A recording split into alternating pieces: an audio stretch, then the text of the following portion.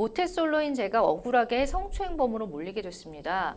며칠 전 지하철을 탔는데 많은 사람들이 갑작스럽게 밀려오는 상황 앞에 누가 있는지 모르는데 웬 여자분이 다짜고짜 성추행하지 말라며 저에게 소리를 지른 건데요.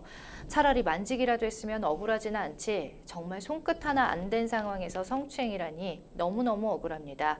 지하철 수사대에서 지하철 성추행범으로 조사를 받게 됐는데 이러다 성범죄자로 처벌받는 것은 아닌지 걱정인데요.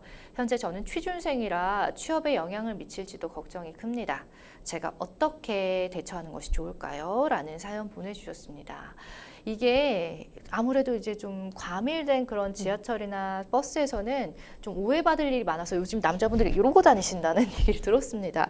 자, 지금 어쨌든 상황이 굉장히 애매해 보이죠? 이 상담자분 상황도. 네, 맞습니다. 지하철에서는 MC님 말씀처럼 네. 정말 의도하지 않게 신체가 접촉되는 그럴 수 경우가 있죠. 너무나 많습니다. 네, 근데 사연자분께서는 정말 손끝 하나 만진 상황이 아니라고 하시니 정말 억울하실 것 같지만 네. 근데 제대로 대처를 만약에 못 하시면 정말 최악의 경우에는 공중밀집 장소 추행죄라는 것으로 이제 네, 경찰 조사를 받으실 수도 있는 상황입니다. 네. 그러니까요. 만약에 이 누명을 벗기 위해서 증거를 모을 만한 방법이 있을까요? 일단은 지하철 본인이 탑승하셨던 지하철 번호를 빨리 특정을 하셔야 될 것 같고요. 네, 아마 그거는 탑승하신 지하철역과 시간을 아마 알아보시면 알 수 있을 것 같고, 네네. 그리고 일부 지하철 경우는 그 승객칸에도 CCTV가 있다고 합니다. 예. 그래서 한번 문의를 적극적으로 해보셔야 될 것 같고, 그게 없다고 하더라도 승강장이나 대기실에는 보통 CCTV가 다 있으니까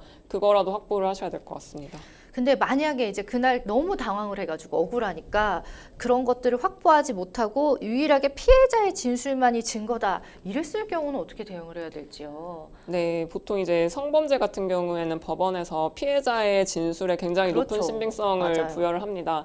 근데 다만 피해자의 진술이라 할지라도 일관성을 굉장히 또 중요하게 봅니다.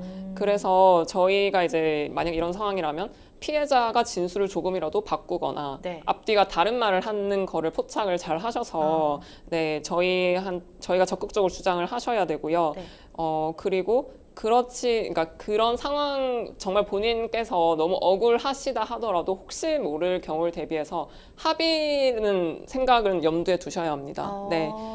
피해자한테 이제 합의를 이제 시도를 해보시는 억울하더라도. 것도 네, 하나의 나중에 대응 방안이 될 수 있습니다. 네. 그렇군요. 자, 현재 지금 경찰 조사를 앞두고 계신데 조사를 받을 때 또 주의해야 될 점에 대해서 알아볼게요. 네, 경찰 조사를 하시게 되면은 저희도 진술을 일관되게 하는지가 가장 중요합니다. 네. 성범죄 같은 경우는 객관적인 증거가 없어서 결국 네. 가해자나 피해자 둘 중에 누구의 진술이 더 일관되고 객관적인 상황을 봤을 때 누구나 납득할 만한가를 판단을 하게 되는데 네, 그런 의미에서 저희도 똑같이 이제 일관된 진술 그리고 납득 가능한 상황 설명 이게 가장 중요할 것 같습니다. 네. 자, 어쨌든 우리 상담자분께서 지금 취업 준비생인데 만약에라도 정말 성범죄자로 처벌을 받게 된다면 이 취업에도 문제가 네. 생기지 않을까 걱정입니다. 예. 네, 맞습니다. 성범죄 판결 같은 경우에는 동시에 이제 취업 제한 명령을 선고를 하기도 합니다. 근데 다만 모든 기관이 제한 대상은 아니고요. 학교나 청소년 이용시설 또는 경비 업무 같은 어떤 특정한 시설을 제한 시설로 정하고 있습니다.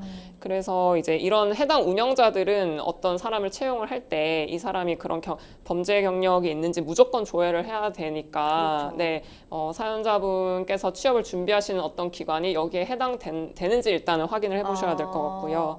네, 그리고 이제 당연히 이제 처벌을 받지 않도록 경찰 조사에서 가장 최선을 다하셔야 될 것 같습니다. 예. 네. 지금 뭐 어쨌든 억울하게 지금 뭐 사연만 봐서는 지금 고소를 당한 입장이시지만 그 후에 차후에 또 어떻게 대응하느냐에 따라서 결과가 달라질 수 있기 때문에 차분하게 일관된 진술로 잘 대응을 하시기를 바랍니다.